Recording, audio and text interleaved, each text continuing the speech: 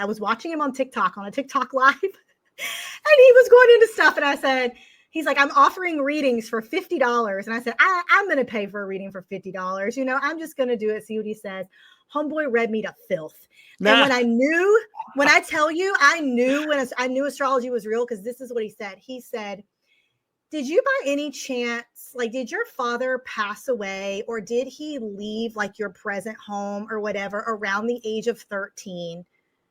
And I looked at this man and I was like, how the flip did you know this? And my dad passed away when I was 13.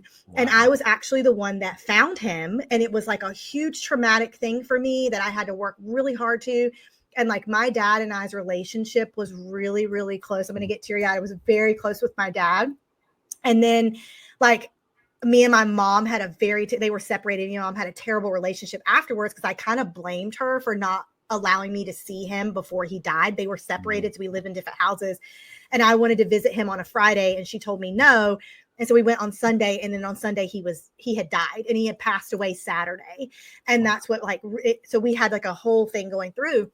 But when he was going through my chart, he's like, yeah, I see this here. And he was like, and it was squaring your moon.